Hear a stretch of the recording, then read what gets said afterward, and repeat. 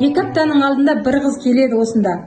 TikToktан жайдар осы біздің продукцияларды таныстырып отырғанда көзге көмектеседі деген естіп алып, келіп, мен ертең операция жасаушы едім порталмен дейді да, ертең ғана кірейін деп жатырмын.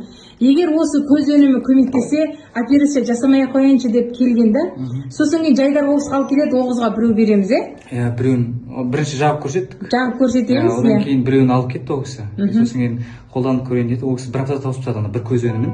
Өйткені ол кісінің көзінде катаракта бар екен, кәдімгідей ауыр кісі. Ауыр болған ғой көзінде. Операция жасайды ғой. Иә.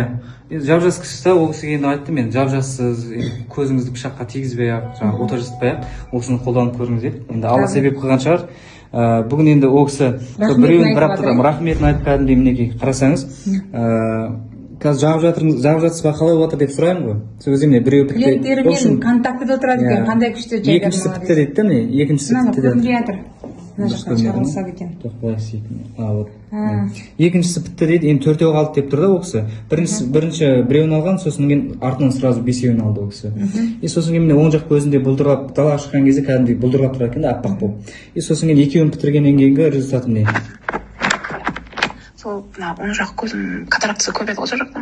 Соны оң жақ көзімде андай бір далаға шыққан кезде бүйтіп прям үсті жақ, как бы объяснить, андай бұлдырап тұратын ше, бүйтіп бірдеңе жабылып тұратын, аппақ болып жабылып тұратын ше. Сол бүгін далаға шығып қарасам, сол жоқ болып тұр да.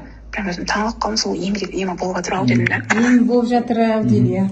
Еще міне Алла разы болсын Жайдар мырза деп міне. Маңаш Алла разы болсын деп қанша алғыстарын жаудырып жатыр. Сол үшін енді осы көз өнімі ғой.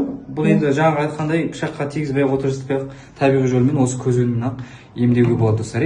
Елдің алғысын аласыздар. Сол үшін де махаббатпен кірісіп жатырсың, сол үшін шынымен де адамдарға деген рұқсаты өте керемет. Сол үшін де біз махаббатпен істейміз бұл өнімдерді.